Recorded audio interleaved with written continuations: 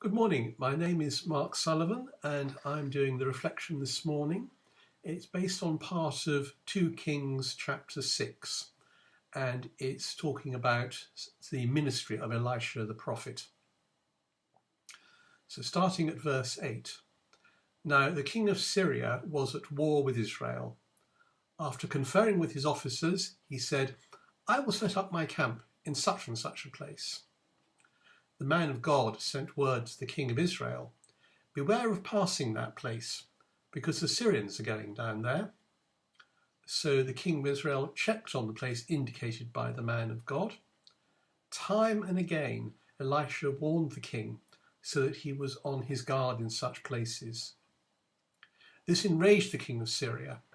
He summoned his officers and demanded of them, "Tell me, which of us is on the side of the king of Israel?" "None of us, my lord the king," said one of his officers. "But Elisha, the prophet who is in Israel, tells the king of Israel the very words you speak in your bedroom." "Go, find out where he is," the king ordered, "so I can send men and capture him." The report came back, "He is in Dothan." Then he sent horses and chariots and a strong force there. They went by night and surrounded the city. When the servant of the man of God got up and went out early the next morning, an army with horses and chariots had surrounded the city. "Oh no, my lord, what shall we do?" the servant asked. "Don't be afraid," the prophet answered.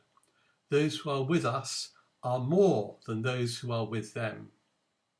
And Elisha prayed, "Open his eyes, Lord, so that he may see." Then the Lord opened the servant's eyes, and he looked and saw the hills full of horses and chariots of fire all around Elisha. As the enemy came down towards him, Elisha prayed to the Lord, "Strike this army with blindness." So he struck them with blindness, as Elisha had asked. Elisha told them, "This is not the road, and this is not the city.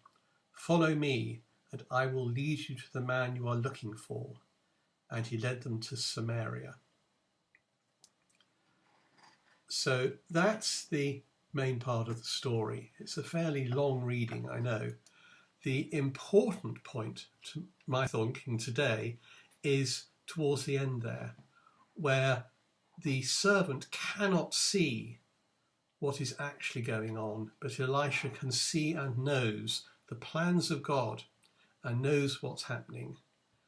And Elisha knows that the power of God and those on the Lord's side infinitely outnumber those on the side of the king of Syria.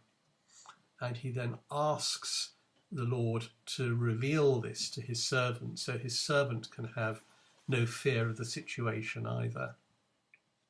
And then the story moves on, and Elisha asks that the men in the foreign army be struck blind, and so he can lead them away and take them where they can't cause any more harm.